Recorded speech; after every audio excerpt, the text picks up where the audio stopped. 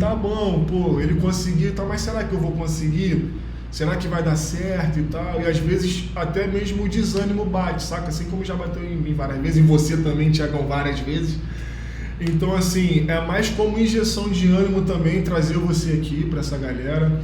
É mais tipo uma... Agora vai entrar a Frinha aí, permitir aqui. É mais uma injeção de ânimo também. A Frinha também tá estudando o X também.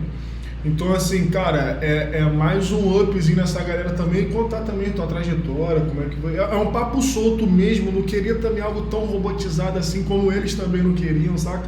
Algo tipo assim, botar um PDF na tela e pô, então, ó, isso aqui, é isso aqui, isso ali, saca? Algo, um papo solto mesmo, e a galera também que quiser trocar uma ideia, fica totalmente aí, irmão, aberto aí, qualquer dúvida, qualquer coisa.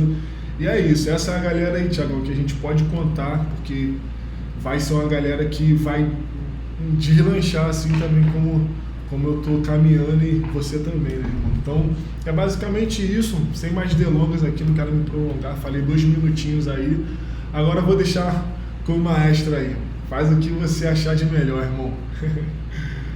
Valeu, Fih, obrigado pela introdução aí, é um prazer, de novo, né, galera, é um prazer exausto aqui com vocês. Eu já vou contar um pouquinho da minha trajetória. Qualquer momento que vocês tiverem pergunta, tô falando muito, tá chato, pode desmutar, pode me cortar, não tem problema nenhum, vou ouvir vocês com o maior prazer. Mas eu antes de eu ir para a França, que foi onde eu dei uma quebra aqui na minha vida de comunidade, isso daqui que a gente está fazendo agora, eu fazia toda semana com uma galera. Eu tinha um grupo que chamava UX Talk, né, Papo de UX, e ele era um grupo que tinha 3.000 pessoas no Meetup. E aí teve um tempo que o Meetup chegou querendo me cobrar para manter a comunidade. Eu falei, galera, não tenho patrocínio, não vou bancar não, quero uma grana. E aí eu fui embora para a França e tal, e eu fiquei felizão quando o FII retomou. Eu recentemente também, eu estudo muito, né, então eu sinto muita vontade não é de ficar ensinando, eu não me sinto um professor, mas eu gosto de trocar ideias sobre o que eu aprendi. O FII tá ligado disso, né, às vezes eu pego ele, aprendo, a Esté trabalhou com a gente também, pego e falo, galera, estudei isso daqui, é isso, o que vocês acham? O que vocês tiram disso? Quer contribuir com alguma coisa? Então eu tenho esse estilão bem aberto. Estou no mercado há 20 anos já. Não tem nem como esconder, né, que eu tô velho, porque eu já tenho um filho, acabou de nascer, tem um mesinho. Então, não deixem o meu semblante de cansado, né, confundir e achar que eu tô desmotivado, não, motivadaço. É que, né, o FII tá ligado, aí quem mais tiver filho aqui também sabe, agora eu também sei, né, que esse negócio de dormir, né,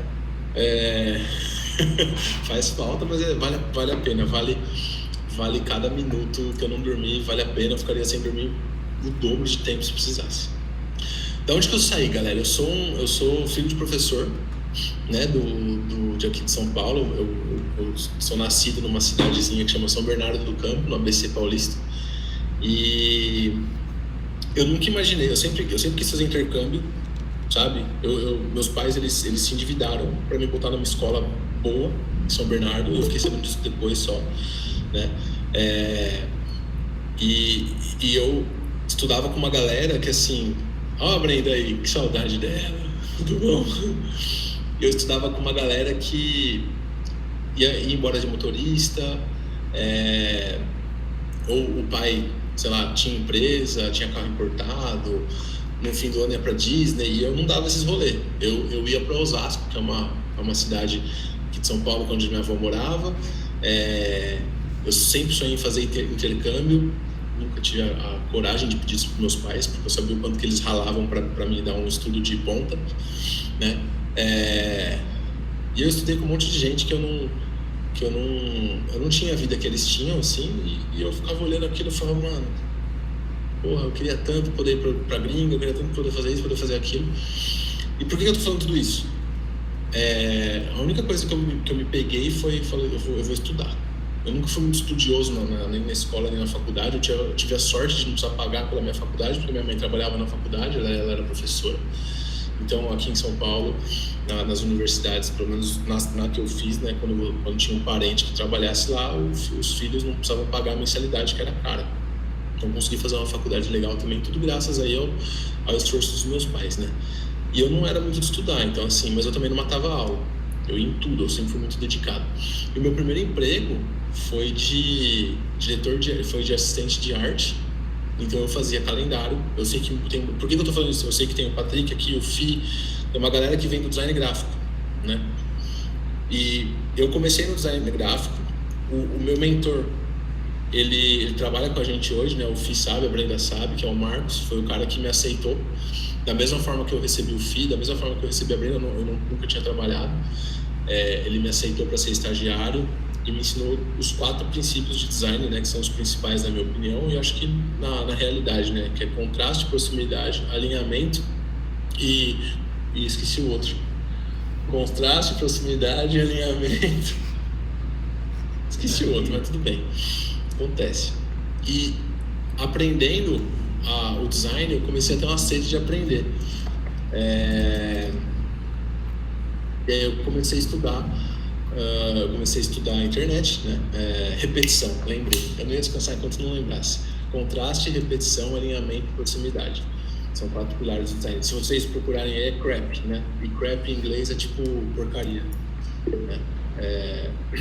Bom, enfim, aí eu comecei a estudar a internet. Naquela época a internet era outra coisa, a gente está falando de 2004. Acho que deve ter uma galera aqui que nasceu perto de 2004, talvez. Então, eu comecei a fazer freela de site de internet, joguinho de Flash, sabe? O Flash era uma tecnologia da Adobe e você conseguia fazer site nele e você não precisava saber programação. Era tipo um Figma misturado com After Effects, misturado com Webflow. Você conseguia fazer o layout, fazer os efeitos e fazer funcionar para ficar na internet. E eu comecei a fazer freela assim. E aí, fazendo esses freelas, eu percebi que eu curtia muito esse negócio de tecnologia e eu comecei a estudar. Comecei a estudar bastante, então eu saí, fui para outras agências e nessas outras agências que eu trabalhava, eu sempre ficava perto da galera de web. Naquela época a gente tinha dupla de criação ainda, né? Era um redator e um diretor de arte. Então você chegava como assistente de arte, depois você virava diretor de arte júnior, diretor de arte pleno, diretor de arte sênior. Aí você passava para diretor de criação, e aí tinha essa mesma cadeira até você ser o bambambam da agência, né? E aí era essa dupla, né? Era o diretor de arte e o redator, o cara que fazia o layout e o cara que pensava no texto. E aí a gente sempre brincava, né? Que o redator, ele sempre virava diretor de criação, e o diretor de arte, ele sempre virava à noite trabalhando. Eu era o diretor de arte, sempre me lascando aí, trabalhando até tarde. E aí eu comecei a fazer muita ponte nessa agência com a galera da internet. Porque a gente fazia as campanhas, a galera da internet precisava de um layout pro digital, o layout da galera do design gráfico sempre vinha horrível pro digital, então eu fazia essa ponte. E aí foi aí que eu consegui o meu primeiro. Tô dando uma avançada porque eu não quero ficar só contando uma história aqui, acho que vocês têm coisa mais legal para ouvir. E aí eu cheguei na Local Web. Não sei se alguém conhece a Local Web, é uma empresa que na época era uma gigante de tecnologia, ainda é hoje, mas na época era muito maior, para trabalhar como UX, isso em 2007. Era um termo que estava chegando no Brasil, tipo, acho que estava começando a ser falado ainda, né? Era um termo que o Don Norman já tinha criado há alguns anos, mas que naquela época a gente ainda tinha um gap muito grande de coisas da Europa, dos Estados Unidos, demoravam 10 anos para chegar no Brasil. E o Joca, né, que é um cara fenomenal também, que eu... Inclusive, depois se a gente puder, eu vou tentar falar com o Joca, marcar um papo desse aqui, para falar de produto. Vocês vão ver que no que eu vou falar a gente tá falando de design e tal, mas a gente vai chegar em produto. O Fih sabe que eu sou muito chato nisso, a Brenda sabe que eu sou muito chato nisso. E aí na Local Web eu comecei a trabalhar com agilidade, no Scrum, na época.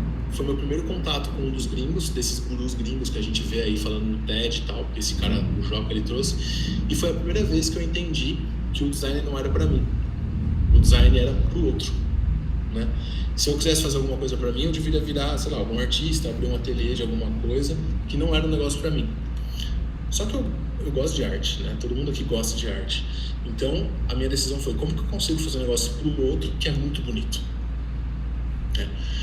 E ali veio o primeiro desafio da minha carreira, que foi, que acho que quem já fez algum site aqui, já passou por isso, que quando chega no dev, o dev fala, não dá pra fazer isso. Ou entrega um layout pro dev, o dev é o programador ou a programadora, e aí quando você vai ver o seu site no ar, não tá nada a ver com o que você desenhou. Então eu falei, como que eu vou ajudar os caras a me ajudarem, né? Por quê? desenvolvimento, para quem sabe, tem duas vertentes basicamente: front-end, que é aquilo que a gente vê e interage, e back-end, que é aquilo que está embaixo do capô. Se a gente fosse pegar um carro, o front-end é tudo aquilo que você vê e toca, o back-end é tudo aquilo que está dentro do capô que a gente não vê, né? E o limite dos dois, o cabinho de um conecta no botão do outro, né? Para funcionar. E a galera lá era tudo de back-end, então não era uma galera que sabia fazer design bonito para a internet. E aí eu falei, vou ter que aprender front-end. Então fui lá, aprendi front-end. E aí eu fui indo até chegar na Leroy Merlin Brasil. Na Leroy Merlin Brasil eu já era líder de equipe e tal. E sempre com essa cabeça de curioso, de ajudar, né? De equipe, de time, nunca sozinho, sempre junto. Isso aqui que vocês têm, eu acho que é muito legal. Eu acho que vocês têm um grupo no WhatsApp que vocês trocam ideias, né? Isso aí é de ouro. E aí fui caminhando ali na minha carreira até chegar um convite para ir para fora do país, onde eu ia começar os primeiros 2 anos sendo um Product Designer Senior lá na Leroy Merlin da França, e depois eles iam ver o que iam fazer comigo, se eles vão me mandar de volta para o Brasil ou se eu ia ficar lá fazendo alguma outra coisa. E aí, passados esses 2 anos, eu fui convidado a virar o head de UX e de agilidade do grupo todo. Então, assim, era um grupo que tinha 100 mil pessoas trabalhando no mundo todo, Rússia, China, só não tinha Estados Unidos e Canadá. Se eu não me engano, todos os outros continentes tinham. E de repente estava eu lá, o Thiago, o cara que sempre quis fazer um intercâmbio, nunca teve condição, sendo convidado para ir trampar e para ficar, na verdade, né, trampando no outro continente, primeiro mundo, não sei o que, tudo aquilo, como head, como big boss de duas das competências que eu estudei a vida toda, né, que é o X e a agilidade. Agilidade eu comecei um pouquinho depois, mas quando eu comecei a estudar eu fiquei apaixonado. Passou um tempo, fiquei de saco cheio, falei, cara, quero voltar pro Brasil, tenho saudade de praia, tudo, voltei pra cá, abri a DIT, conheci o Fih, estamos aqui hoje. Então essa, assim, resumidamente é a minha carreira. Eu sou apaixonado por design, por tecnologia e por agilidade, são 3 coisas que eu sou apaixonado. Então eu sempre tô, tipo, quando eu vou lavar a roupa, eu fico fazendo conta para saber quanto tempo que a roupa vai ficar esperando para secar e se vale a pena colocar ela na máquina agora ou só no próximo ciclo, sacou? Então eu tenho essas paranoias. Às vezes o Fih e a Brenda sofrem um pouquinho comigo por causa disso, a Esther já sofreu também. Mas eu acredito muito no design, eu acredito muito nas pessoas. E essa é um pouquinho minha história. Então, de base, eu sou designer gráfico. Então tudo que eu olho que eu acho meio feio eu já nem uso. E às vezes eu olho alguma coisa, acho meio feia, mas eu acabo usando. Quem nunca jogou campo minado, né? Nunca se divertiu jogando campo minado, feio pra caramba aquele negócio, mas a gente gosta, né? Então eu tento, hoje na minha carreira, já tem alguns anos que eu tento fazer muito isso, que é combinar 3 coisas. Então eu dei essa volta toda para falar dessas 3 coisas para vocês agora. Combinar aquilo que as pessoas querem, que é desejável, e aqui, isso aqui vem em primeiro lugar sempre. Combinar aquilo que é viável economicamente e aquilo que é viável tecnicamente.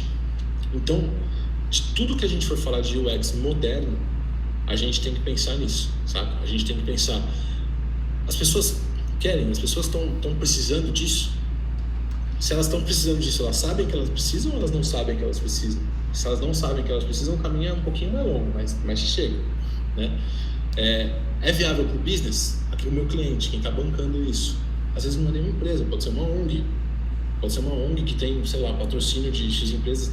A conta tem que fechar, gente. E nós, como profissionais de UX, já foi o tempo que a gente só precisava, no começo da minha carreira, eu não me preocupava com essa parte. Isso vinha pronto, de alguém. Alguém falava, olha, a gente precisa fazer uma garrafa para as pessoas beberem água, mas a água sai pelo fundo da garrafa. Eu ia lá e desenhava. Sem saber que você não ia nunca conseguir encher a garrafa, porque ela ia cair, né? E a terceira coisa é a viabilidade técnica. Será que dá para fazer? Tem um conhecido meu gringo que ele fala, né? A gente pode fazer um avião de 8 asas, ele vai voar igual. Mas por que a gente vai fazer um de 8 se com 2 a gente consegue voar igual? Com 8 asas vai ficar muito mais caro. Então não faz sentido. Ou vai inviabilizar tecnicamente, vai demorar muito mais tempo para fazer. Pode ser que seja mais barato, mas vai demorar muito mais tempo para fazer. Então hoje em dia, né, todo dia eu acordo e falo assim, como que eu vou pegar uma coisa e fazer algo que é desejável, que faça o negócio parar em pé, seja lá qual for o negócio, e que seja possível de fazer. Não adianta nada eu planejar um negócio lindo, maravilhoso, e que vai fazer o meu cliente, ou uma empresa, ou a ONG que estiver trabalhando, faturar o que precisa faturar, atingir os objetivos que precisa. Isso é um negócio que quando eu chegar na mão do desenvolvedor, eu falo assim, cara, ou isso eu não consigo fazer porque essa tecnologia não existe ainda, ou eu vou demorar 3 anos para fazer exatamente isso daqui. Então, basicamente, a gente quer achar o ponto em comum dessas 3 coisas: desejabilidade, viabilidade técnica e viabilidade econômica. E o que é legal disso é que é um negócio que não é um negócio só da minha cabeça, né? Isso é uma coisa que todos os autores e autoras modernos de tecnologia, de design, de produto, eles falam alguma coisa nesse sentido, né? E aí, qual que é o nosso trabalho? Como que a gente descobre esse ponto em comum dessas 3 coisas? Como que a gente descobre se no aplicativo tipo iFood a funcionalidade X faz mais sentido que a funcionalidade Y, comparando nesses 3 patamares, sendo que a pessoa me pediu, ela tá preocupada só com a parte do negócio. Ou seja, quando o dev vai ver, ele está preocupado só com a viabilidade técnica. Então nós não podemos ser os profissionais que vão olhar só para a parte de desejabilidade, porque senão a gente não vai conseguir conversar com ninguém. Tem um cara que eu gosto muito que chama Jared Spoon.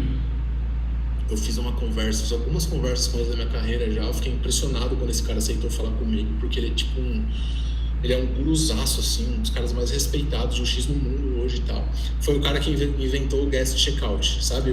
Aquela compra com um clique, que você não precisa fazer um cadastro e tal. Esse cara inventou. E o que é legal disso? Ele inventou isso começando por olhar a parte de desejabilidade. Ele chegou numa empresa eu não sei que empresa que é essa, eu acho que era a Amazon, tá? Porque ele estava dando consultoria. Essa história eu acho muito louca. Queria muito ter sido eu um cara que tivesse participado de alguma coisa nessa história aí. Tô participando contando, né? Acho que é o máximo que eu vou conseguir, mas tá tudo certo. Como que foi o lance todo? O Jared Spoon chegou para essa empresa que ele estava dando consultoria e ele chegou para os caras e falou assim: tá, o que a gente precisa fazer? Os caras falaram: não, a gente precisa aumentar a taxa de conversão. E o Jared Spoon, ele é bem debochado, né? Ele falou: não, quer aumentar a taxa de conversão? Tá bom, mas vamos olhar onde está o problema de conversão. Vamos dar uma olhadinha no fluxo, né, de compra, né, nas etapas que as pessoas compram. Vocês têm ali um funil, alguma coisa, né? Porque o funil de compras, né, a gente tem um monte de gente que entra e um pouquinho de gente que sai. E aí, quando ele pediu para olhar esse funil, eu vou dar uma resumida na história, porque ele ficou 1 hora contando essa história. Quando ele pediu para olhar esse funil, na partezinha ali de login e cadastro, eles tinham uma nuvem. Então, assim, vamos supor que tinham 1000 pessoas que chegavam no carrinho, e depois tinham 500 pessoas que chegavam na parte de pagamento para depois colocar, sei lá, um endereço para depois finalizar a compra. Entre o carrinho e essa etapa de pagamento tinha a parte de login, que ele só tinha essa informação. Bom, tinha 1000 aqui, névoa, nuvem, e depois tem, sei lá, 700 aqui ou 500 aqui. O que aconteceu nesse meio do caminho aqui que a gente perdeu, sei lá, 300 pessoas? E aqui eu tô falando 1000, mas a gente tá falando na casa de 1 milhão, 2 milhões, 3 milhões de pessoas que estavam passando por esse fluxo, né? Só porque eu sei com conta, eu sou nulo, então eu tento arredondar o máximo que dá. E aí o pessoal falou: aqui a gente não sabe, mas Jared, não é aqui o problema, não olha para cá. O problema não tá aqui.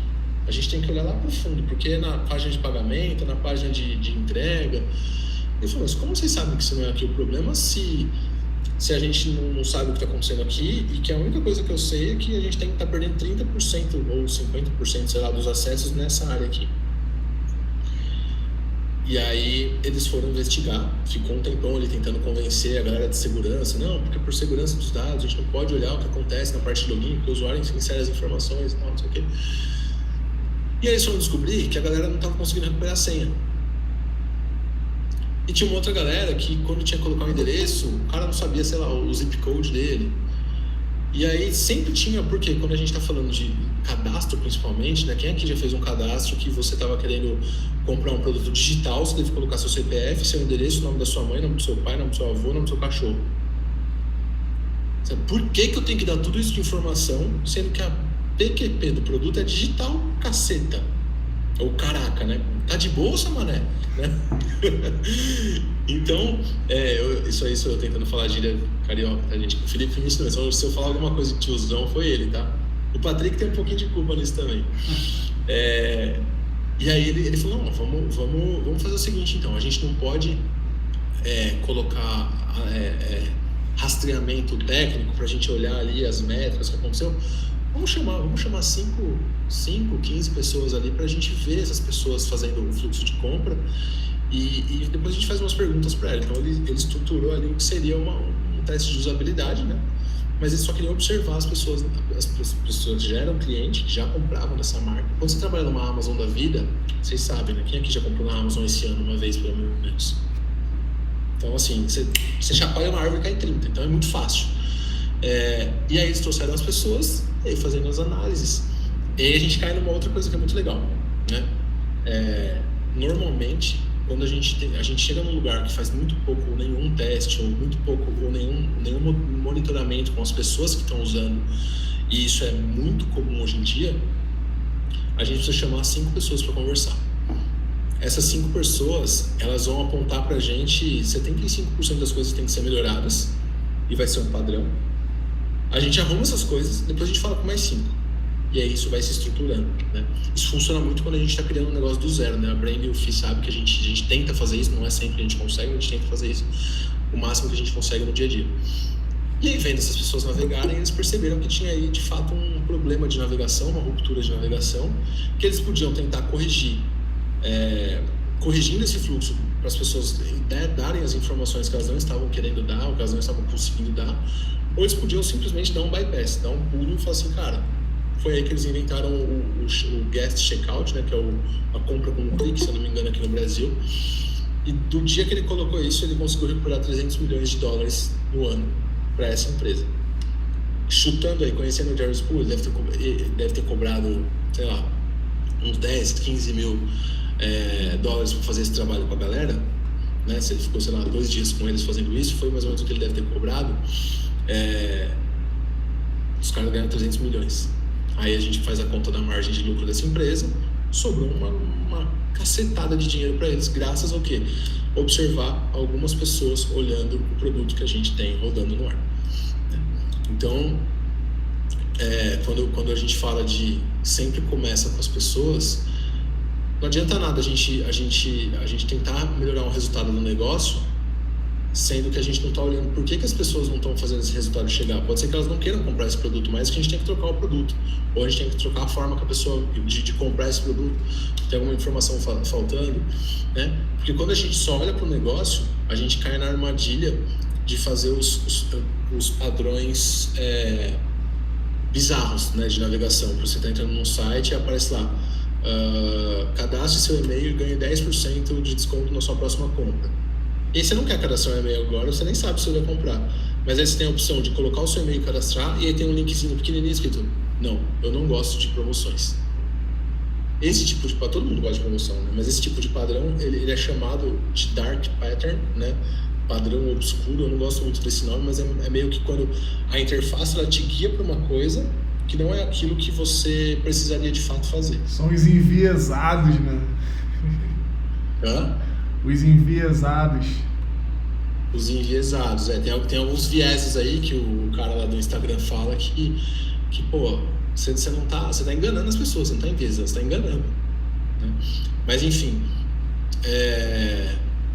então, quando você começa a juntar as coisas e pensar, vamos pensar nas pessoas, vamos pensar no negócio, vamos pensar tecnicamente, você não cai nessa armadilha de enganar as pessoas para clicarem errado, de repente fazer uma compra, bater uma meta, mas depois elas vão se virar com o suporte lá e aí isso aí não entra no cálculo da equipe de aquisições, isso vai para o cálculo de retenção e eles que se virem para reter essa pessoa porque aqui a gente fez a venda.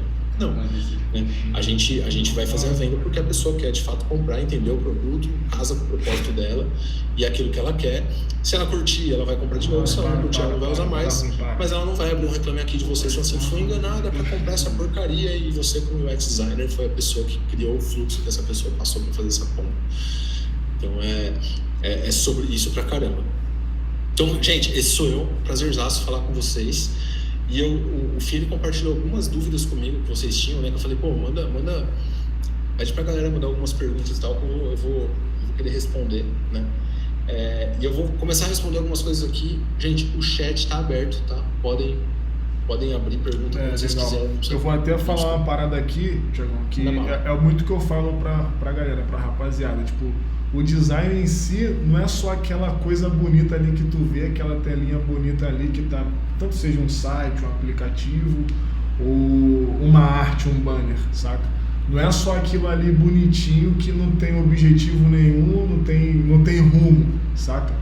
Tem toda uma estratégia por detrás. Então você trazendo já esse overview, né, essa visão assim de longo alcance, da galera olhar e falar, pô, cara, pô, queria desenhar um site, mas não é assim desenhar um site. Qual é o negócio, o produto, o que você vai vender, o que você vai oferecer, sabe? O que as pessoas vão adquirir, tem que pensar, né, num todo assim. Então essa visão realmente expande muito mais do que só abrir o Figma ali e começar a prototipar, né?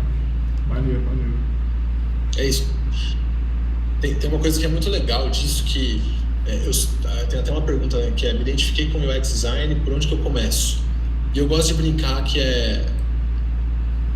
sempre começa rabiscando alguma coisa, desenha essa coisa, tira uma ideia que está na sua cabeça e bota essa ideia no mundo, porque quando a ideia está na nossa cabeça, ela pode ser 300 coisas. Se eu falar agora, sei lá, gente, eu vou criar uma bola vermelha que tem um cabo USB.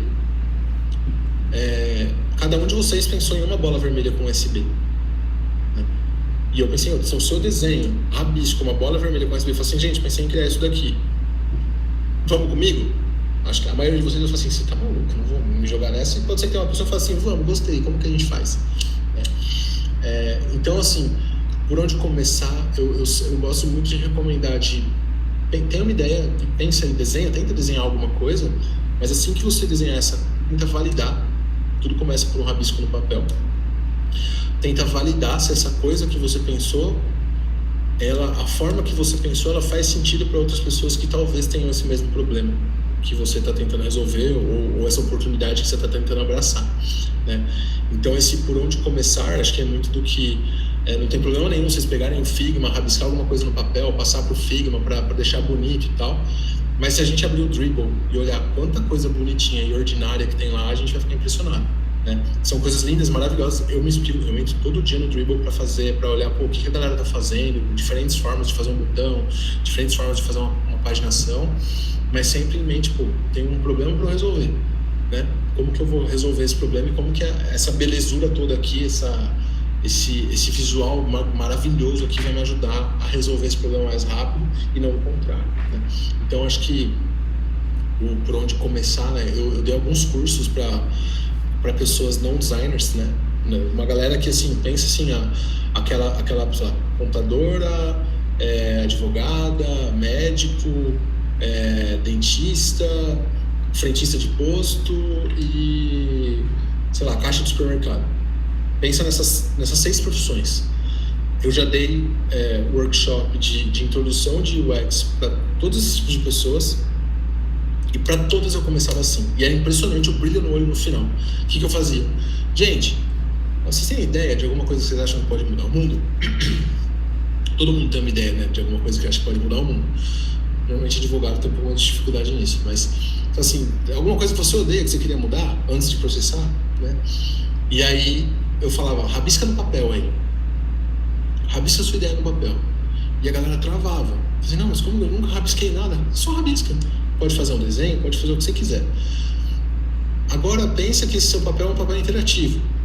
Como que a pessoa faz, né? Como que a gente consegue quebrar esse seu rabisco ou essa sua ideia em etapas, né? Então eu usava o exemplo da padaria.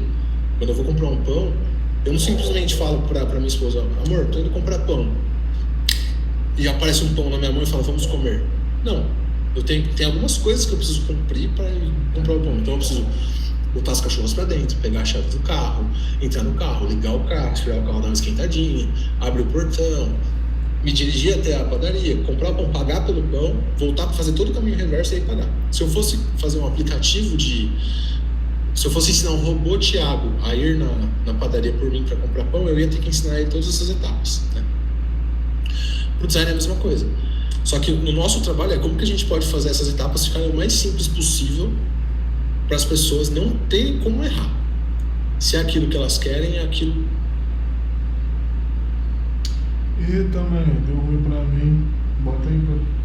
Bota um áudio aí. Botou no papel, aí a gente traz para uma ferramenta tipo um Figma, a gente tira foto, né? E aí a gente conecta, né, a etapa 1 com a etapa 2, com a etapa 3, com a etapa 4. E aí o que eu faço? As pessoas que estão na mesma sala, cada uma testa com a outra, né? Porque o testar também é uma arte, né? O testar não é só, ver se funciona aí.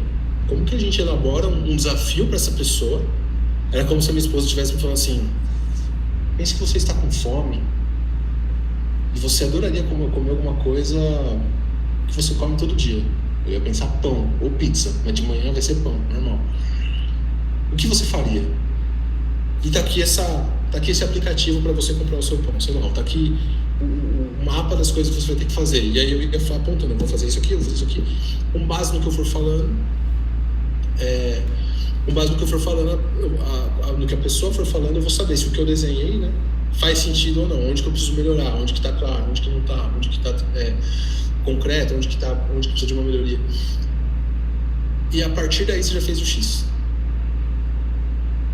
Então, quando você pegou o seu primeiro rabisco, você tirou da sua cabeça, você colocou no papel, você conseguiu colocar ele ali em etapas que na sua cabeça são fáceis, são claras e que são coesas, ali, coerentes, né, com o seu objetivo, tirou a fotinho, juntou tudo de uma forma interativa, que se alguém tocar, vai abrir outra tela, tal, não sei o quê.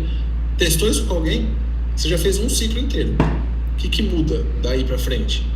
Quando você perceber as coisas que você tem que melhorar, a próxima vez que você for passar nesse ciclo, você vai dar uma polida naquele seu trabalho e você vai seguir polindo ele até você ter um arquivo lindão, maravilhoso do Figma, usando ali os 4 princípios de design que a gente falou no começo, né?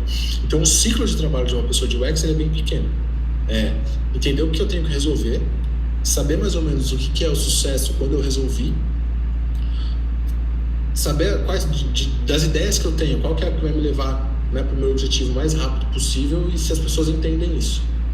Ajustar o que as pessoas não entenderam e começar tudo de novo, para deixar um negócio bonitão, entregar para um dev, entregar para uma pessoa de desenvolvimento ou não, ou fazer você mesmo, botar no ar e recomeçar esse feedback. Só que a diferença é que a cada ciclo, depois que você amadureceu a ideia e tal, você não vai ter feedback de 3 a 5 pessoas, você vai ter de, sei lá, 5.000, 6.000, 10, 100, vai aumentando, né? Se a gente pegar ali quantas pessoas viram o trabalho que o Fih e que a Brenda fizeram só esse mês, a gente pode, eu vou chutar que mais de 1 milhão, sabe? Então, assim, se a Brenda e o Fih fossem um apresentador de TV, teriam aí uma audiência nível, lá, pode parar no YouTube, sabe? Porque tem muita gente vendo o que eles criaram todo dia, e aí os dados que eles recuperam desses acessos, eles usam para tentar melhorar aquilo que está disponível para as pessoas, para bater algum objetivo de negócio, de satisfação de cliente, etc. Então, por onde começar, eu sempre falo isso: pega uma ideia que você tem, rabisca, usando todas as coisas que você já aprendendo com o Fih aqui, rabisca, testa entre vocês, não tem problema. Imagina que você trabalha com fotografia e você recebeu o convite para fazer uma gig que vai ser um casamento, e você precisa mandar um orçamento, e eu tenho aqui um negócio que vai te ajudar a mandar um orçamento mais rápido. Rabisquei isso daqui. O que você faria aqui? Começa assim.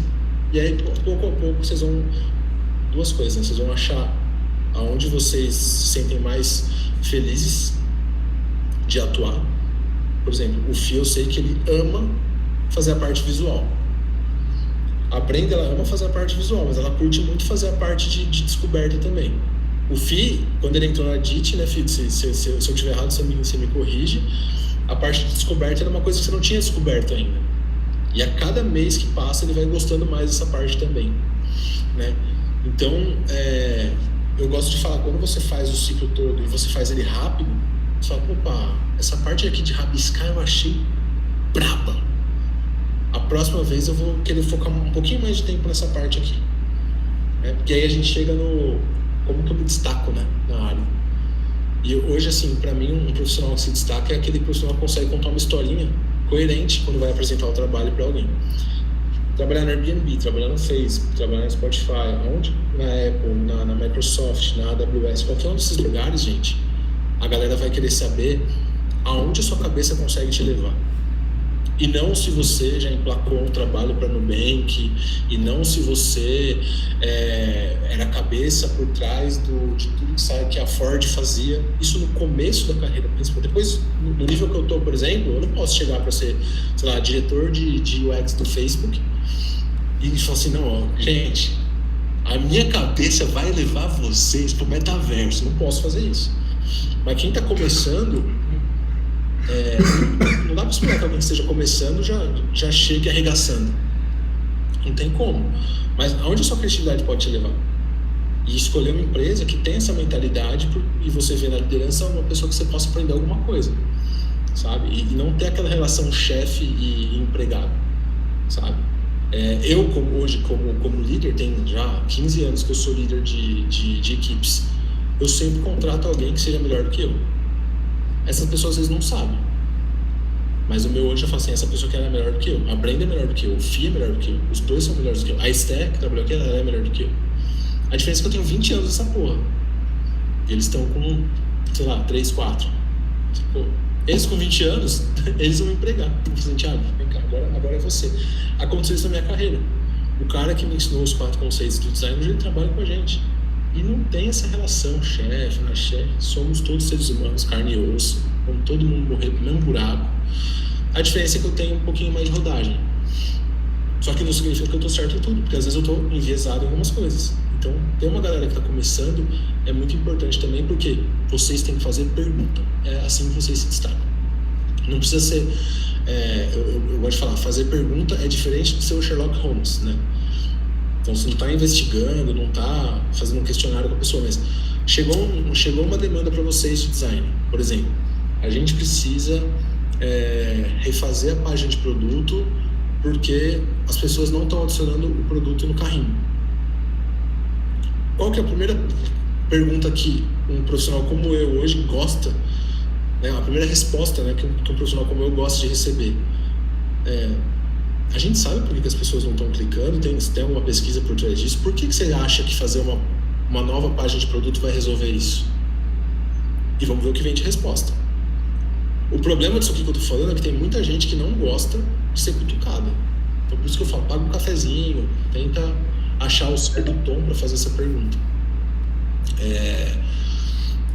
E isso é uma coisa que vai te destacar, porque vai mostrar interesse, sabe? Porque às vezes a pessoa que pediu isso porque alguém pediu para ela. E é uma cadeia de executores, né? Então, pessoas de product design não são tiradores de pedido. Dependendo do momento da carreira, pode ser, eu preciso desse emprego porque eu preciso de grana. Então, assim, eu não posso... A vez que eu fui perguntar, tomei uma patada. Beleza, vai guardando uma graninha e vai procurando um lugar que é diferente disso aí. Quando você achar, você troca. Mas lugares que, quando você vai perguntar... Por que a gente está fazendo isso? Por que eu estou pintando esse botão de roxo se ele era verde azulado? Porque a gente fez um teste AB e a gente percebeu que o verde azulado o roxo tem uma adoção maior e a taxa de conversão aumentou. Legal, então agora a gente vai mudar isso para tudo? Beleza. Tá bom, tem um porquê, né? Esse cara que eu falei, o Jared Spool, ele fala muito isso. Ele fala assim, eu só preciso saber o porquê das coisas. E o porquê pode ser qualquer coisa. Agora, quando eu pergunto o porquê de alguma coisa e a resposta é rasa ou a resposta não existe, aí a gente tem um problema. E aí, como designer, como que a gente consegue resolver esse problema de comunicação para a gente entregar o melhor que a gente pode para o nosso cliente? Porque essa é a forma de se destacar, né? Vocês não querem passar 4, 5 anos aqui trabalhando num lugar e quando vocês saírem desse lugar, vocês olharem para trás e falam assim, o que eu construí? Que história que eu vou contar? Então, no começo não tem uma história, faz coisa fictícia, não tem problema. Quando você for apresentar isso na entrevista de emprego, fala, minha primeira oportunidade, por isso que eu estou aplicando para uma vaga de assistente ou de júnior, esse aqui é um trabalho fictício para você ver até onde eu consigo ir. E nesse até onde eu consigo ir, você também vai ver quais são os gaps que tem na minha jornada para você ver aonde você vai conseguir me ajudar a melhorar. Cara, essa respostinha tem as duas pessoas que estão comigo aqui, né? Porque aí a Esté não está mais com a gente, mas a Esté também não era de design. Ela entrou numa área que eu também não manjava muito, então assim, aprendi muito com ela, mas a Brenda e o Fih, eles entraram na área que eu como com farinha. E foi exatamente isso que os dois falaram na entrevista. Assim, eu estou trabalhando em outro lugar, eu tô só estudando. Mas eu acho que é isso. Eu falei, bora para um teste prático. Não, no teste prático eu fiquei apaixonado. Eu vi todas as coisas que eu ia ter que ensinar para eles. Falei assim, cara, nunca trabalhou, como é que vai saber? Não tem como. E hoje os dois estão voando. Estou há 40 dias fora da empresa, porque eu tirei licença paternidade, né? Igual o fim, peguei o mesmo tempo que ele, inclusive. E não tive que entrar nenhuma vez no computador. Então, desde que meu filho nasceu, essa é a primeira vez que eu estou vindo no escritório. Pra vocês terem uma ideia. Eu vim mais porque eu estou gravando uns videozinhos aí e tal, mas para trabalhar na minha rotina do dia a dia, essa é a primeira vez. Então, assim, isso é um profissional de verdade, isso é um profissional que se destaca no mercado. Não precisa ser aquele profissional que vai ter 1 milhão de seguidores no Instagram, não. Como é que vocês impactam a realidade das empresas ou dos profissionais, das pessoas que estão em volta de vocês aí? Começa com isso. Não precisa... já quero começar sendo contratado com essa pergunta. Em 1 minutinho, como poderíamos criar uma experiência do usuário simples que seja personalizada para as necessidades e preferências de cada usuário? A gente já falou disso aqui. Eu queria que alguém que tiver afim responda. Não vale o FI nem a Brenda.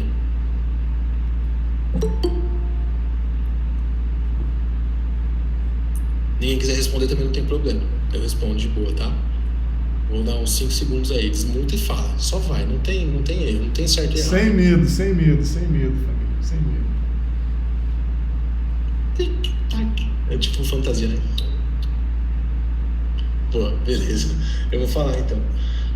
Gente, não existe uma fórmula mágica. O que a gente sempre faz? Entender o problema, né? O que é essa experiência que a gente precisa criar, o porquê, primeira coisa. O mínimo de informação que a gente tiver aqui já dá para seguir. A gente não precisa vou ficar 6 meses pesquisando, porque isso é uma coisa que eu também não curto. O que a gente tem na mesa aqui de informação? É isso? Então eu acho que isso aqui pode ajudar. Concordam? Vamos testar? Rabisca uma coisa e testa. A Apple faz isso, né? Eu gosto de brincar que a gente vê a Microsoft, o Google, né? Acho que recentemente lá saiu o ChatGPT, que é a inteligência artificial da OpenAI, que tá todo mundo falando sobre isso. Aí o que o Google fez? Foi anunciar deles logo. Não estava pronto ainda, mas vamos anunciar, porque tá todo mundo falando desse negócio, a gente tem uma aqui. Fizeram uma demo, muito dinheiro. Foi uma lástima. Acaba queimando mais o produto do que ajudando. Qual que é a diferença da Apple? Isso é uma coisa legal, pode perceber que a Apple sempre lança depois as coisas. A Apple nunca é a primeira, ela foi a primeira a lançar o celular touch, né? Mas assim, depois dessa revolução que o Steve Jobs fez, a Apple ela sempre teve uma postura mais: deixa a galera de inovação lançar, o que der certo a gente pega para fazer, mas quando a gente pegar para fazer, não vai dar erro, vai ser a melhor experiência do mundo. E eles conseguem fazer isso muito bem. Isso significa que eles não testam? Não. O que eles fazem? Eles testam com poucas pessoas. Então, quando você vai participar de um teste de usabilidade da Apple, você assina um NDA lá, que se você abrir a bico, você tá falido por 3 vidas, sabe? Vai ter multa até você vai dar descarga, não vai cair água, vai cair multa, assim, ó, cobrando dinheiro de você. E eles fazem isso de uma forma super controlada, né?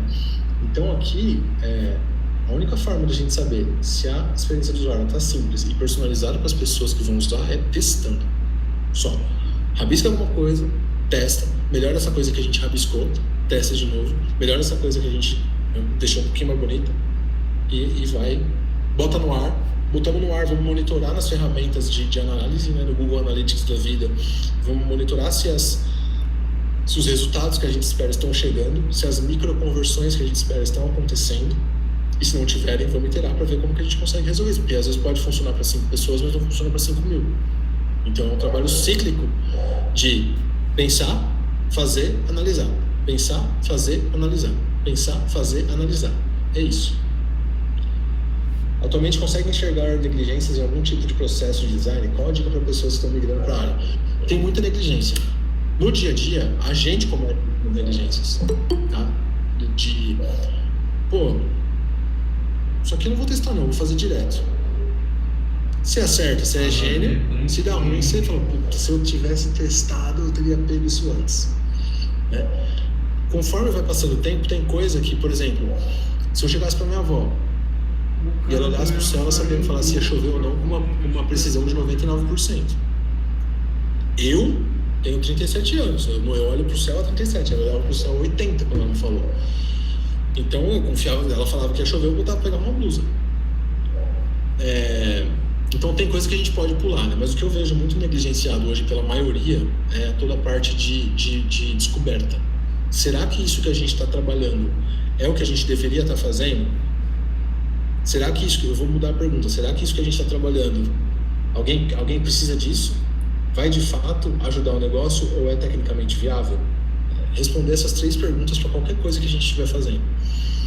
O lance de testar pode ser que quando a gente bate o olho nessas 3 respostas e fala, cara, check, não precisa testar, vamos fazer direto. Vamos, a gente faz isso, e aí não é negligenciar. É você falar, cara, eu tenho evidências que me mostram que eu não preciso testar isso, que eu já posso fazer direto. Tá? Quais são as dicas para ter uma carreira como o X? Estudar muito. E eu acho que estudar muito. Eu acho que é gostar de aprender e aprender a aprender, sabe? Gostar de aprender e aprender a aprender. Eu sou fascinado por aprender. Hoje eu quebrei o varal aqui em casa, minha esposa ficou puta comigo. Porque choveu, eu saí pegando a roupa com tudo e estourei o negócio. E eu sou péssimo com tarefa de casa, assim. Ela pegou o Murilo, foi dar de mamar pra ele. Quando ela voltou, eu tava arrumado. Ela falou, mas como é que você arrumou? Eu fui aprender. Normalmente ela faz as coisas aqui em casa, né? Esse tipo de tarefa ela gosta de fazer, eu não. Mas você tava fazendo uma coisa que eu não posso fazer. Então, o mínimo, se eu quebrei, eu vou consertar. Então, eu fui lá e aprendi. E eu gosto de aprender. Hoje eu sei, se a minha mãe estourar o varal na casa, ela fala, mãe, peraí que eu tô indo aí, deixa comigo. Então, eu acho que sempre estudar, querer, gostar de aprender. E eu acho que sempre pensar como uma pessoa que está começando, sabe? Tem um ator que é o Marco Nanini, goste ou não dele, ele fala uma coisa que é interessante. Quando você perde o medo de fazer alguma coisa errada, ou de agir mal, ou de, sei lá, passar vergonha de alguma coisa, quando você perde esse medo, você perde a sua excelência. Porque é aquele medinho que faz você não ser irresponsável. Então, eu já negligenciei várias vezes, sabe, da minha carreira, e algumas deram merda, algumas não. Hoje eu já tenho a cabeça e falo assim, peraí, se eu não sei se vai dar merda ou não, eu vou testar, né? E tem coisa que eu não sei, tem coisa que eu tenho que aprender. Estou estudando bastante Webflow agora, uma ferramenta que eu recomendo todos e todos aqui a brincarem, porque você não precisa de desenvolvedor. Você faz o seu design do jeito que você quer e já bota para funcionar, um negócio que carrega rápido, é lindo, maravilhoso, né? Então eu gosto de falar que é uma extensão prática do Figma. Qual o segredo para ter um bom estudo para se tornar um UX? Acho que, para eu dar uma dica só e não ficar muito genérico, tem um livro que eu gosto muito que chama Design do Dia a Dia. Um livro que o Fih já leu, talvez o Fih já tenha recomendado para todo mundo aqui. Esse livro, gente, a Brenda já leu. Esse livro ele é a Bíblia do Design. E aí eu não quero comparar a Bíblia com nada, tá? Eu só estou fazendo uma metáfora respeitosa. Ele quando a gente fala de design, aquele ali é o tudo, assim. Tudo sobre o design está ali. E uma coisa que ele fala no livro que é muito legal, ele fala que o design ele tem algumas vertentes, né? Ele tem o planejamento, tem a entrega, né? Então a gente pode planejar um negócio lindo, maravilhoso, mas a entrega é porca, vai dar ruim, né? E ele fala do design do dia a dia, porque ele não fala só do design de aplicativo, de site, ele fala do design de bule de café, ele fala do design de caminho de segurança para saída de incêndio. Ele cita a Boate Kiss, né, que teve o incêndio que morreu uma galera. Ele fala que lá foi um erro de design. Ele cita, ele fala que as maiores tragédias, né, dos humanos, queda de avião, batida de carro. Acho que ele cita também a queda de avião de Congonhas aqui em São Paulo, que matou uma galera também, tem bastante tempo. E ele fala que depois a gente fica procurando culpado. Só que não necessariamente o culpado foi uma pessoa. Às vezes o culpado ou a culpada foi o processo que estava instaurado naquele momento, ou que não existia, e que ali, sei lá, o segurança vai bloquear a porta, achando que a galera está querendo sair sem pagar. Então, pode querer culpar o segurança? Pode, mas e acho que as pessoas precisam ser punidas e tal, mas não necessariamente seguranças, mas o que estava no processo do lugar ali. Então, sempre que a gente vai fazer alguma coisa, o que a gente está colocando no processo, como que a gente está pensando isso para a gente evitar os erros. Porque ele também categoriza erro em duas coisas, né? Escorregão e o erro. Então, o escorregão é aquela cagadinha que você faz que não vai ter problema para ninguém. O erro é você negligenciar alguma coisa e isso impactar, sei lá, alguém comprou alguma coisa que não podia com o dinheiro que não tinha. Ou alguém fez algum processo errado e isso acarretou matando uma galera. Então esse livro é muito legal porque ele não fala do design como a gente conhece de digital e tal, ele fala do design como tudo.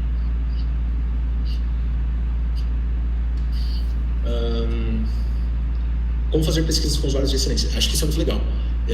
Pesquisa com o usuário é sempre sobre o usuário e menos sobre você. Isso significa que você vai ouvir 95% do tempo e falar só assim. Só que as coisas que você falar, você pode ou não enviesar a resposta, né? Então, a parte de fazer uma pesquisa é uma arte também. Acho que tem poucas pessoas que conseguem fazer uma entrevista com o usuário, de fazer um teste de usabilidade com maestria, sem querer dar o caminho. Por exemplo, você está falando com alguém que você não conhece, e a pessoa fala, nossa, tá quente hoje, né?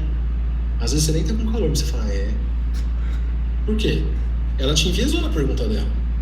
Agora, se ela mudar a forma que ela pergunta e falar assim, como que você está se sentindo hoje com o clima? Você não sabe que PQP que essa pessoa, se ela está com calor, se ela não sente nada. Então você vai falar o que você está sentindo, né? Então esse é o segredo de quando você vai fazer pesquisa com pessoas, como que eu estruturo a coisa de um jeito que eu tenha uma conversa natural, porque numa conversa natural a pessoa não vai se sentir num questionário do FBI, daqueles filmes americanos, e como que eu consigo ter uma transição suave das perguntas sem enviesar a resposta da pessoa. E às vezes isso é feito por nem perguntar alguma coisa. Eu começo a frase, não termino e deixo a pessoa terminar a frase. Em relação às inteligências artificiais, qual é o impacto isso causa na área de UX? Gente, essa aqui é genial. Tô falando bastante com a galera disso essas semanas. O Fih, a Brenda sabe, né? Assim que eu vi esse negócio chegar, eu adotei. Então, assim, no meu processo, eu dependo hoje, eu pago o Midjourney, eu pago o ChatGPT, eu dependo deles para trabalhar. Tenho medo deles? Acho que eles vão dominar? Não vão, não acredito. Isso é realidade para todo mundo? Também não. Aquele profissional que faz um serviço mais ou menos vai ser substituído por uma inteligência artificial. Aquele profissional que faz um serviço mais ou menos de exatas vai ser substituído primeiro, tá? Porque assim, a inteligência artificial, pro que a gente faz aqui, pede pro ChatGPT, entrem ali depois do ChatGPT e fala assim, me contem uma piada. Se algum ou alguma de vocês rirem de alguma piada que a inteligência artificial contar, vocês me contam qual que é a piada, porque eu vou querer saber. Porque ela não consegue, sabe? Então, ChatGPT, me ajude a criar um Reels mais criativo para eu bombar no TikTok. Tudo que ele te falar ali, sabe? Agora, ChatGPT, me dá a fórmula quântica que vai te dar um negócio. Nesse caso, você não vai saber se está certo ou não, mas normalmente está. E quando não está certo, eu fiz esse teste. Meu cunhado ele é engenheiro. Falei, cara, fala um negócio. Ele é engenheiro, tipo, ele é acadêmico, mestrado, caramba. Falei, cara, fala um negócio mais difícil da sua área. Pergunta pra esse robô aqui, vamos ver se ele responde. Ele perguntou. O robô respondeu errado, mas porque é a tese dele que estava mostrando o erro, né? Eu falei, o robô não te conhece, você não é ninguém pro mundo, então o robô não sabe que a sua tese existe. E eu falei, corrigi ele numa frase. Ele corrigiu ele, o robô pediu desculpa e falou, realmente, faz sentido, blá, blá, blá, blá, blá, blá, embora eu não tenha conhecimentos disso. Então, tem um livro que chama Os Superpoderes da Inteligência Artificial. Ele é escrito por um americano que viveu a vida toda na China e ele passou por essa época, porque a inteligência artificial não começou agora, desde 1970 a galera estuda isso. E os Estados Unidos e China estão brigando ali para ver quem que está na frente, né? Hoje de investimentos é a China, mas de qualidade ainda são os Estados Unidos. E qual que é o estudo que tem? Né? Que até 2030, né? Ou que a partir de 2030 a gente vai começar a ver profissões sendo substituídas pela inteligência artificial. A gente está falando de médico, a gente está falando de advogado, a gente está falando de contador, a gente está falando de fiscal, porque são coisas mais exatas e que um robô consegue processar de uma forma muito mais rápida do que o ser humano. Porém, isso não significa que as pessoas não vão mais fazer isso. Porque, sabe quando você... Sabe quando acontece isso comigo? Às vezes eu tô limpando a casa e eu vejo um caminho de formiga assim. Embora isso me mate no coração, eu não pego formiga por formiga e coloco elas na terra. Eu dou uma varrida em tudo e quem viver, viveu. Quem não viver, acontece. A inteligência artificial ela pode fazer a mesma coisa com a gente. Então esse é um dos medos do Elon Musk da vida, quando ele tenta falar, gente, calma. Porque se a inteligência artificial perceber que nós somos a formiga no meio do caminho, eles vão aniquilar a gente. Mas está muito longe de acontecer. A criatividade não vai ser substituída pela inteligência artificial, pelo menos eu acho que não vai. Porque mesmo para o Midjourney, que a gente fala, cria uma imagem XPTO, ele está executando uma coisa que foi criada na nossa cabeça. Sacou? Então, eu acho que o impacto que tem, que está tendo na minha vida, está agilizando o meu trabalho muito. Eu gravei um curso que eu vou deixar um cupomzinho para vocês depois, e esse curso tem uma parte dele que ela é inteira gerada por inteligência artificial. Por quê? Não ia fazer mal nenhum e eu precisava com base em alguns dados, eu precisava de feedback de clientes fictícios para eu tocar o projeto fictício que eu estava tocando no curso. Tá? Quais são os erros mais comuns do X? Alguma coisa que precisava ser testada e não foi testada. Esse é o mais comum de todos, porque é aquele que normalmente ferra a gente, volta para morder a gente na bunda. Quais os diferenciais de um designer especialista em um X? Eu acho que é essa capacidade de visualizar o todo, sabe? Chegar a um pedido de falar assim, olha, vamos fazer vamos melhorar a homepage do nosso site. Puta, legal, mas por que você acha que a gente precisa melhorar? Qual a evidência que a gente tem de que isso é um problema hoje? Ah, legal. O que a gente está fazendo para descobrir que trocar a homepage vai resolver esse problema? A gente teve um cliente na DIT que eles contrataram a gente porque eles falaram assim, gente, a gente precisa refazer o nosso fluxo de compra inteiro. Vamos jogar fora e botar um novo. Por NDA eu não posso falar qual era o cliente, mas o que o FIA Brenda sabe. E eles também não podem falar, porque eles também assinaram mesmo, então... Mas o que importa ele chegou falando... E assim, gente, para refazer um checkout, um fluxo de compra, não é um negócio que a gente faz do dia para noite. Dá para fazer do dia para noite? Dá. Recomendo? Não. E se fizermos, vamos fazer e vamos botar para 0,001% das pessoas, dos clientes, vão passar por esse fluxo novo, porque o risco ainda é muito grande. A gente pode aplicar todo mundo que a gente fez do dia para noite. Só que eu bati o olho no site dos caras, eu falei assim, vocês têm pesquisa de usuário falando que mostra, né, que o problema está aqui? Ah, não, a gente coleta feedback, mas a gente nem olhou, porque aqui o Google Analytics já está falando, entram tantas pessoas no site e chegam tantas pessoas que fazem uma compra. Aí eu cocei a cabeça e falei, posso olhar?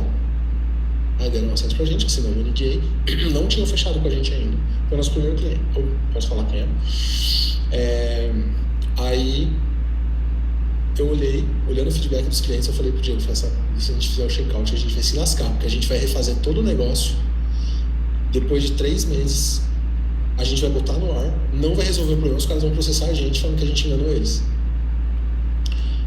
Eu falei pro Diego, descobri onde que é o problema. O problema tá que para entrar no site, a pessoa tem que fechar 4 telas.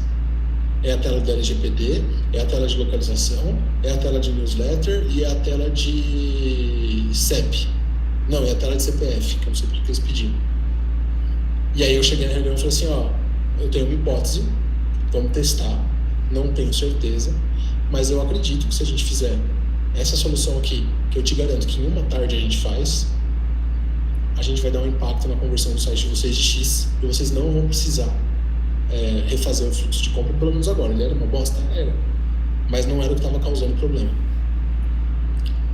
Aí eles falaram, não, mas não é, porque a gente está aqui há 3 meses olhando isso. Eu falei assim, cara, faz assim, vamos mudar. Se der bom, vocês contratam a gente. Se não der bom, vocês não precisam nem pagar esse dia que a gente trabalhou. Deu ótimo, não deu bom, deu ótimo. E aí a gente assinou e ficamos aí trabalhando mais um tempo. Quais os diferenciais do design? Então é isso. Então tem esse olhar um pouquinho mais... Sempre que chegar algum pedido, fala assim, da onde surgiu? Como que a gente sabe que a gente resolveu? Se a resposta dessas duas perguntas não forem claras o suficiente, não forem concretas o suficiente para vocês, tudo bem, continua. Mas saiba que tem um probleminha que pode dar. Ou se vocês tiverem uma liberdade com a pessoa que pediu, fala assim, capitão, vai dar merda. A gente aqui vai fazer alguma coisa que a gente não sabe se vai dar bom ou não, porque isso aqui não para em pé. Eu falo pra tomar cuidado com isso, porque tem gente que vai dar uma chicotada em vocês. Eu tô aqui há tanto tempo, eu conheço isso, né? E às vezes essa pessoa tá certa. Normalmente não. Como você lida com feedback negativo dos usuários, como isso afeta o seu processo de design? Eu vivo pelo feedback negativo. Tanto que, por exemplo, acho que o Patrick, o Fih e a Brenda, eles estão fazendo um curso que eu fiz. Eles foram as 3 primeiras pessoas que eu liberei. Para os 3 eu falei, por favor, se em algum momento você parar de assistir, você me fala o porquê. Eu não quero saber se está bom. Eu acho que eu quero. É gostoso saber se está bom. Mas o meu grande lance é saber o que está ruim para eu melhorar. Porque se eu não souber, eu não consigo melhorar. Então a gente vive de feedback negativo. Por quê? Porque quando a gente vê um feedback negativo, é uma oportunidade de melhoria que a gente pode aplicar, né? Então isso afeta positivamente. Quando eu vejo, eu quero trazer... Por que a gente faz esse negócio de rabiscar um negócio e testar? Porque a gente quer trazer para quanto antes a gente puder um feedback negativo. Porque se a gente passou 2 semanas e meia desenhando um negócio que vai demorar 1 mês e meio para ser programado, para depois sair e para aí chegar o feedback negativo, aí a coisa volta pra gente como uma chicotada falando que a gente é incompetente. Dependendo do lugar que a gente estiver. Às vezes nem chega assim, mas eu já fiz isso na minha carreira. A gente fala assim, puta, eu não testei isso daqui, ou não validei isso daqui antes. Tava muito certo de mim mesmo. Isso acontece com todo mundo, vai acontecer com vocês. Mas o feedback negativo nutre ali o nosso processo de melhoria. E reduz o risco que a gente tem de colocar alguma coisa no ar muito ruim. Como você decide qual método de integração é mais adequado para um determinado contexto? Quem quer colocar no chat, não precisa falar. Como que eu decido o que é melhor? Coloca aí. Vou passar para a próxima, daqui a pouco a gente volta nessa. Como você lida com a concorrência nessa área de atuação? Como você projetar algo que se destaque no mercado? Eu tenho um estilo bem tranquilo assim, com concorrência. Eu trocaria uma ideia com uma agência concorrente nossa aqui de boa, como já fiz algumas vezes. Eu acho que, de novo, somos pessoas, né? Então, o que eu puder fazer para ajudar alguém, eu vou fazer, sabe? Lógico, eu preciso ganhar dinheiro, preciso pagar as contas e tal, né? Mas acho que isso tem um cara que eu gosto muito, que é o Gary, deixa eu pegar o nome dele inteiro aqui, que é um cara que vale a pena você seguir. É o Gary Vee. Esse cara, ele fala, tem 2 formas de eu ter o prédio mais alto da avenida. Sendo foda pra caralho, construindo a porra do prédio mais alto que todo mundo, que eu sou mais competente do que todo mundo pra fazer. Essa é uma. E a segunda é derrubando o prédio de todo mundo. Então, ao invés de eu sou muito bom em construir prédio, eu vou construir um de 100 andares e os outros têm 50. Eu vou construir um de 2, mas eu vou impedir que todo mundo construa o primeiro andar. Essa é a segunda forma. Eu prefiro a primeira. Eu prefiro estudar, ir fazendo, e ajudando, e colaborando. Se eu vejo alguém que está fazendo maior, eu falo assim, cara, o que ele está fazendo? Deixa eu ver se eu consigo fazer também. Do que sair passando a perna da galera. Então, como que eu projeto algo que se destaque no mercado? De novo, pensando naquelas 3 coisas. Vou resolver o problema, vou fazer a vida de alguém melhor? Nesse processo, vou satisfazer a necessidade de negócio daquele que está me pagando? E alguma coisa que não vai demorar muito para ser feita tecnicamente? Se eu fiz essas 3, deu. Na França eu fiz um projetinho muito legal. Alguns, mas tem um que eu me orgulho muito, que eu vou deixar o link aqui. Tem o link dele aqui, então eu não vou precisar contar. Deixa eu pegar ele aqui, que tá fácil aqui. Eu mandei ele pro Diego ontem, que a gente tava participando de uma concorrente. O Diego falou, pô, vamos colocar uns cases nossos e tal. Tem algum seu da França? Eu falei, puta, tem esse daqui que eu gosto tanto dele. Tá aqui, ó. Dá uma lida. Esse daqui eu gosto dele porque eu usei tudo que eu falei aqui para vocês. Talvez eu expliquei ele com outras palavras, mas tá, tudo que a gente conversou aqui tá nas entrelinhas e vocês vão ver ali com captura de tela, com tudo, sabe? Deixa eu voltar aqui nas perguntas. Tá aqui. Como você lida com o teste de usabilidade em um projeto de design de interface do usuário? Como você conduz o teste e como você utiliza os resultados para melhorar o projeto? Então, acho que a gente já falou um pouquinho disso. Como que eu conduzo o teste? Eu sempre começo amplo. Isso está no curso também que eu vou jogar para vocês. Eu faço um scriptzinho, a Brenda e o Fih conhecem esse scriptzinho. Começo com uma conversa ampla, do tipo, nossa, né, tá frio hoje, tá, então... E vou afunilando a conversa até o ponto de início do meu protótipo, que eu quero testar. Então, é uma tática que eu aprendi no livro... Como é que chama o livro? Design Sprint.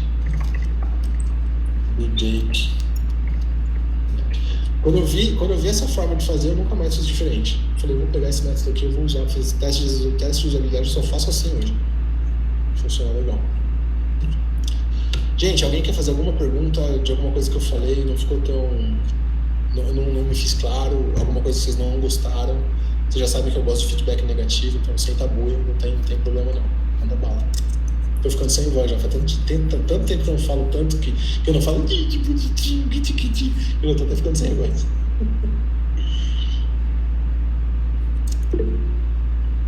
Vai lá. HD Prince Games, manda bala. Você acha que você tem que desmutar, você tá mutado. Boa noite. Salve. Tô na pizzaria aqui, mas eu tô aqui ouvindo a palestra. Mas deixa eu te perguntar, para fazer um X, tem que entender alguma coisa de gráfica? De design gráfico? Não necessariamente, tá? Depende da área que você quiser fazer, por exemplo, toda a parte de pesquisa. Tem uma coisa que eu gosto de falar é que, por mais que você não queira manjar muito de uma área específica, você precisa ter discernimento. Você precisa saber se é de comer ou de passar no rosto. Para quando você estiver conversando com essa pessoa, ou quando isso vai te ajudar a ser melhor no que você está fazendo, né? Tem os tipos de profissionais, né? Que tem o profissional I, que é aquele profissional que ele manja muito de uma coisa. Tem o profissional T, que é aquele profissional que manja um pouquinho de várias coisas e muito de uma. E tem o profissional M, que ele manja muito de várias coisas, né? Então, eu sempre tentei ser o M. Já fui o I, não gostei, porque era um pouco isso, eu só sabia de design. E aí, quando alguém vinha falar comigo de outro assunto que impactar no meu trabalho, eu não tinha argumento para falar que aquilo não era bom. O único argumento que eu tinha era falar assim, não, mas isso não vai ficar bonito, sacou? Então eu fui estudar as outras coisas e acabei gostando de tantas coisas que meu T virou um M. Então eu acho que você não precisa ser o melhor ou a melhor designer de interface ou designer gráfico, não precisa. Não precisa. Quando a gente está falando principalmente de designer gráfico, de fazer offline, de fazer cartão de visita, logo, essas coisas, aí menos ainda. Por que eu acho que é legal você entender disso? É porque traz as bases do layout, do design, né? Então quem fez design gráfico tomou muito mais porrada por alinhamento, por contraste, porque no digital, é uma coisa desalinhada, a gente bota a culpa no programador, vai, ou não dá pra ver direito, porque é tão pequenininho que não dá pra ver, mas é fácil de arrumar. Eu deixei o Daniel triste aí, não sei porquê. Ele é programador, pô. Mas o lance acontece, tá? Se eu te falar que eu nunca fiz isso, é mentira. De mandar um negócio errado pro dev, deve fazer não, mas foi culpa dele lá. Mas tem tempo que eu não faço isso. A gente trampa com alguns devs e a galera normalmente curte trampar. E é aquele lance de assumir a bucha, né? Mas no impresso, não dá pra passar batida. Alguma coisa desalinhada, já rodou 50 mil cópias daquilo, irmão, tá desalinhada a porra do bagulho, o cliente pediu pra refazer. Quem é que paga? Sacou? Eu já fiz erro no digital, de estar desalinhado, estar sem contraste alguma coisa, abrir a ferramenta de teste AB, corrigir lá, botar uma personalização e depois chegar no dev e falar, mano, te paga uma vez, já vai corrigir isso pra mim, sacou? Sem ninguém ver, já aconteceu também. Mas design gráfico, já tradicionalzão, não precisa manjar, mas é legal você saber dos conceitos de design. Tá? A Aline levantou a mão aí, pode ir lá, Aline. Manda bala, Aline.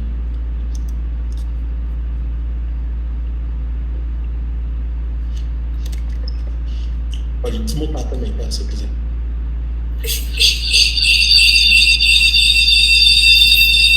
Boa noite. Tem 2 telefones aí, tem... agora melhorou. Então, a minha pergunta é se o persona, ele é sempre um personagem fictício ou pode ser um representante? Jamais fictício. Mentira, não é jamais fictício, não. Ele é fictício se o seu projeto for fictício. Entendeu? Então, depende, de novo, a resposta depende. Se o seu projeto for fictício, persona fictícia. ChatGPT é excelente para gerar persona fictícia. Projeto real tem que ter persona real. Não é 1 para 1, tá? Um cliente não é igual a uma persona. Então, a persona, ela representa ali X clientes. Entendeu? Deixa eu te perguntar, em que momento o persona entra? É no rabisco, na hora que você falou ali? A persona, ela entra na sua primeira conversa com o cliente, tá? Então, quando você está falando com o seu cliente ali, preciso fazer tal coisa e tal, tá.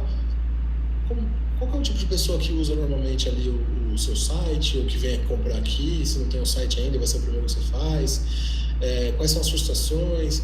Consigo fazer conversar brevemente ali com alguns clientes para ver isso? Então, acho que ela está ali coladinha no começo, no quanto antes até da gente definir o que é sucesso, a gente já tem que ter a persona minimamente rabiscada, porque a persona também é um lance assim, né? Pra gente não cair no quem vem primeiro, o ovo ou a galinha com persona, porque é aquele lance. Para eu saber a persona, eu preciso fazer pesquisa, mas para eu fazer pesquisa, eu preciso saber a persona. Aí a galera fica nesse loop infinito. Então, existe a proto-persona, que é aquele lance de uma conversa ali com o seu cliente. Você já fez alguma pesquisa com os seus clientes? Não. Mas fala aí, você vê o cliente chegar e sair todo dia, como que eles são? Um pouquinho, até mesmo o que o Príncipe falou aí, essa questão, tipo, cara, já me bateu direto, principalmente a síndrome do impostor, né, tipo, que até mesmo é um pouco a mais ali, né, não é questão de só desanimar por não conseguir, mas é desanimar por não me achar suficientemente bom, saca?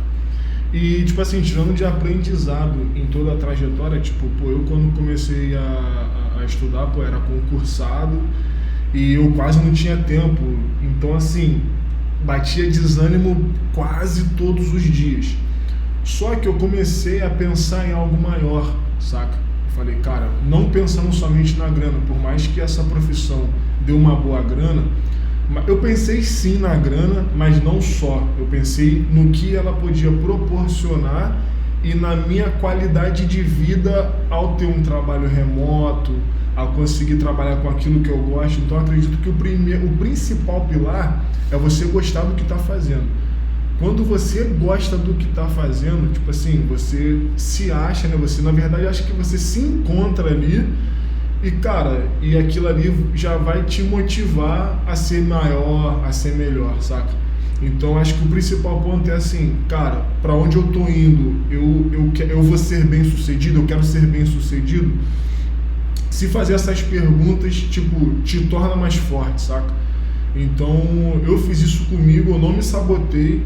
Eu olhei pra mim e falei assim, cara, eu preciso mudar de vida, eu preciso melhorar, eu gosto dessa área, eu quero trabalhar nessa área porque eu gosto, e isso me serviu como motivação, saca? Eu acho que esse é o principal ponto, é você gostar do que faz e buscar melhorias para alcançar esse objetivo, saca? Acho que, cara, o desânimo vai bater, tudo vai bater, mas quando você tá com um propósito de algo maior, algo que possa realmente mudar a sua vida ali no profissional, acho que isso supera qualquer obstáculo, qualquer barreira, saca? Só complementando aí, Thiago.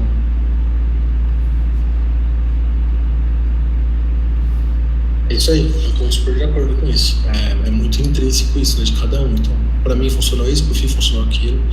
Galera, acho que é isso. Eu tava apanhando aqui de qual nome usar, mas eu ganhei um cupomzinho de desconto aqui para vocês de 90% ali acho que 95% pro curso. Faz um tempo que eu criei já, só não tinha colocado o nome, deixa eu ver aqui. 95%, o nome é 90, mas é 95%, tá? Para vocês aí. E quem quiser, ótimo, quem não quiser, tá tudo certo também, não sintam-se obrigados ou obrigadas. E a única coisa que eu peço para vocês é, me dá feedback, tá? Que fez o curso, não curtiu, Thiago, eu quero meu dinheiro de volta, eu devolvo, não tem problema nenhum. Pode comprar, fazer o curso, e se você gostou, vai querer o dinheiro de volta, mesmo assim me fala que eu devolvo. Agora, não é a grana que faz a diferença, é o feedback. Então... Thiagão, fala aí. Esse cupom aí tem validade? Tem até semana que vem. Beleza. Fechou? Até semana que vem. Fechou. Aí, mas eu acho que eu consigo mudar aqui, eu não sei. Eu vou dar uma olhadinha aqui. Normalmente eu faço de uma semana, senão depois eu esqueço. Mas é isso, tem até a semana que vem. E pra mim o mais importante, passou semana que vem, Thiago, descola aquele cupom de novo, descola, não tem problema. Eu preciso do feedback.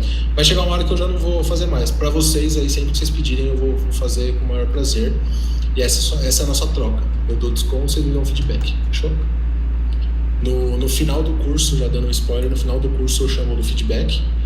Mas se vocês pararem o curso em qualquer parte, me mandam uma mensagem, fala assim, Thiagão, mano, fiz até tal parte ali, mas rapaz, parei porque, sei lá, não tava fazendo sentido pra mim, eu parei. De boa, não se preocupem, o Thiago vai ficar triste, vai ficar puto, não. Quando eu for pro Rio de Janeiro, eu vou pedir pro filho me apresentar pra vocês, eu vou dar um abraço em cada um, mas se quiser abraço, lógico. Mas o feedback é importante, então por isso esse é um desconto por feedback. A única coisa que eu peço é isso, dar um feedbackão aí pra nós, sendo bom ou sendo ruim também, não tem problema não. Ou sendo positivo ou construtivo, né? Porque eu vou pegar esse feedback aí e vou aplicar com certeza pra melhorar. Fechou? Acho que fechou, acho que ninguém tem mais pergunta, né? Ou tem? Já eu enviesando a galera aqui, acho que ninguém tem mais pergunta não, né? Não tem, né? E aí, se tiver, fale agora ou cale-se para sempre. Tá de boa? Acho que ali não tem ali, hein? Aí o Prince aí, lá vai o Prince de novo, manda bala. Vai. Tá mutado, mano, tá mutado. Não, tirei. Deixa eu falar. Boa noite a todos. Prazer em conhecer a todos. E que Deus abençoe a cada um aí. Seus objetivos, seus projetos. Que você não venha desanimar. Eu perdi muito tempo. Thiago. E hoje, se eu tivesse a mentalidade que eu tinha quando eu estava acontecendo, se eu tivesse a mente antes que eu tenho hoje, com 18 anos, eu estaria bem, entendeu? E, poxa, eu trabalho 12 horas por dia, entendeu? Muito desgastante. Então, e é uma coisa que eu sempre gosto de fazer, uma coisa que eu gosto de fazer e uma coisa que sempre faz parte de mim. Exemplo, eu estou em casa, aí alguém pede para me fazer uma arte, alguém pede para me fazer uma mensagem, e eu faço, entendeu? É uma coisa tipo... me chama, é uma coisa engraçada, entendeu? E que isso eu não venha desanimar, né? Porque eu desanimei muitas vezes e perdi muito tempo. E que isso não venha, que nada venha abalar o sonho de vocês e que vocês venham sempre botar Deus na frente de tudo. Valeu, rapaziada. Muito obrigado, Thiago. Tamo juntado, é isso aí. Esse lance do tempo é isso, tá? Eu também, se eu tivesse essa cabeça que eu tenho hoje, com 18 anos, malandro, eu ia querer estar aqui batendo esse papo com vocês, mas acho que eu ia sair e eu ia estar numa outra condição de vida, normal, todo mundo. Em retrospectiva, tudo é possível. Agora o lance é como que a gente tem sabedoria pra decidir agora. Esse é o lance. Aí você tá no caminho certo, mano. É nóis, tamo junto. Valeu, gente. Deixa eu dar que agora eu acabei de receber uma mensagem do meu esposo que o Murilo não dormiu ainda, então essa pica agora é minha. Vai lá, mano. Vai lá. Obrigadão, hein, Thiagão. Um abraço Tchau, aí. prazerzão. Valeu, Gente, galera. precisamos, Falou. tamo junto. Valeu. Falo com vocês lá no grupo lá. Falou, família? Ó, ô Fih, quando quiser marcar um outro desse, bora. Show de bola. Falou. Fechou? Agora todo mundo levantou a mão. Agora o cara não tem mais tempo, galera. Manda aí as perguntas no zap, qualquer coisa a gente faz um segundo, tá? Semana que vem, tá? Falou. Maior prazer. Valeu. Valeu, galera. Tamo junto. Valeu, gente. Tchau. Ih, ficou aqui todo mundo. Ficou todo mundo agora quer levantar a mão, pô. Agora já era. Agora não tem mais Qual como. foi? Agora já foi. E aí, vocês curtiram, mano? Acharam de boa? Foi bom, mano, foi bom. Foi legal. Gostei pra caraca, foi muito essencial. Ô, Prince, eu tenho um recado pra você. Pra você mesmo. Manda. Eu também fui a pessoa que trabalhava 12 horas por dia. E, cara, estudei pra caralho, fiz as minhas palavras. Estudei muito, fiz muito projeto de estudo, e aí eu consegui estar nesse ponto hoje, assim. Então, cara, não desista, eu sei como é muito complicado trabalhar e ainda tem que ter tempo pra estudar, pra fazer projeto e tudo mais. Mas, assim, a vitória é maravilhosa. A sensação de ter conseguido é muito. Não desista, vai dar certo. Legal. A Brenda, ela trabalha comigo, a gente já trabalhou em vários projetos juntos. E, pô, é isso, mano, é isso. Eu completo aí realmente com o que ela falou, que, tipo, não desista, mano, vai até o final, porque não foi difícil só pra vocês, tá ligado? Foi difícil pra gente também. Vai dar certo, galera. Vai dar tudo certo. Qualquer coisa também, se vocês quiserem chamar aí, do que eu puder ajudar, eu ajudo. A gente vai ver, Brendinha, se a gente consegue te chamar na próxima, pô, pra tu vir mostrar um pouquinho do que tu sabe. Vai dar bom, eu vou aí ainda. Eu tô no começo, mas aí a gente aprende as coisas e passa pros outros, né? Já. Valeu, gente. Foi um prazer conhecer vocês. Valeu, Brendinha, tamo junto. Tchau. Um abraço, tchau. Fala, mano, quer falar alguma coisa, Prince?